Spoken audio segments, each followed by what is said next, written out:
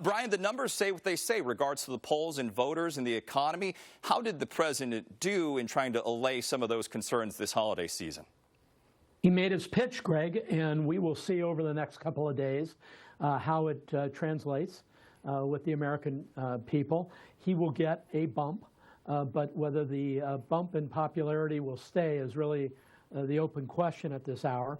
You really hit the nail on the head with the fact that this was basically Donald Trump going over all the points that he's made numerous times, but I think he felt like he needed to do this tonight without having to go through the media. This was a direct approach to the American public where he could brag about his record and the things that he thinks are important.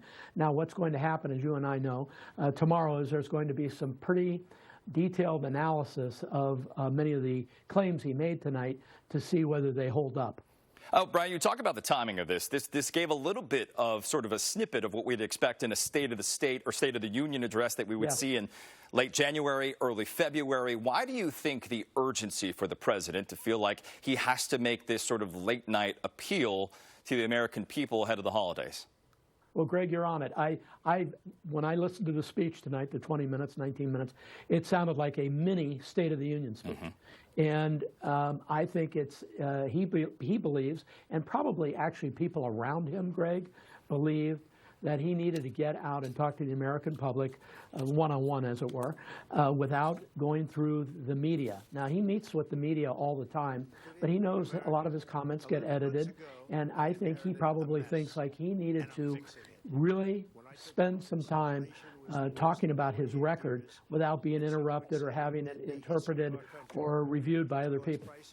Brian, one of the things that are on the minds of about 20 million Americans is what is going to happen with Affordable Care Act subsidies that are set to expire at the end of this year if Congress cannot figure out a path forward. We saw those 4 Republicans, moderate Republicans, siding with Democrats to want to force a vote on that issue. Tonight, the president called it the Unaffordable Care Act. He has said long in these campaigns for the better part of 10 years that he would present his own health plan that would be better than Obamacare. But short of seeing that, how do those Americans feel tonight as sort of their subsidies hang in the balance and they expect those rates to go up heavily in 2026?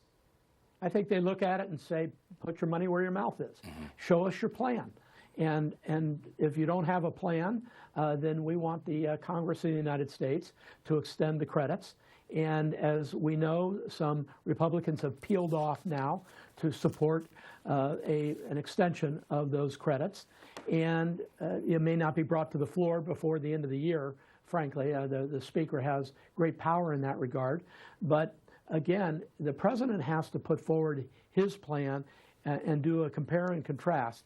Otherwise, Americans are going to say, we don't know what you're talking about, Mr. President.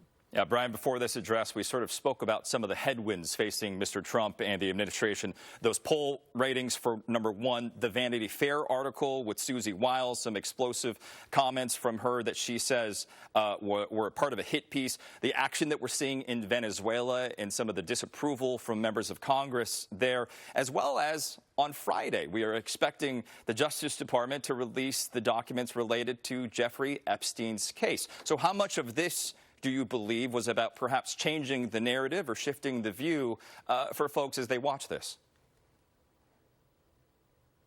I think he's getting a lot of pressure from White House insiders to get out more, to talk more about the economy, to talk more about his accomplishments, and to do it in a forum or a format like we saw tonight. But, Greg, you and I study this stuff, and we know that typically, as we turn the corner into January, we are now into 2026 and the midterms. And so Donald Trump's trying to get out in front of what historically happens in the midterms, and that is in the first midterm anyway, where the Congress changes and it goes against the incumbent president.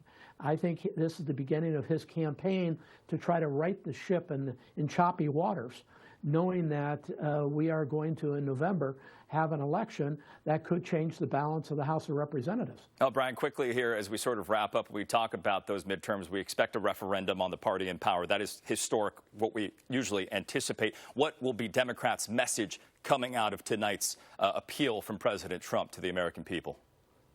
That we want to debate the numbers that he's cited. We have a better plan. We think we bring more to the American people. I don't know about Newsom's meme. That's sort of irrelevant. But I think on the broad aspect of this, I think it's going to be a lot of debate over the next couple of days, and Dems are going to come back at him. Okay. KTVU political analyst Brian Sobel, certainly appreciate your time and your insights, sir.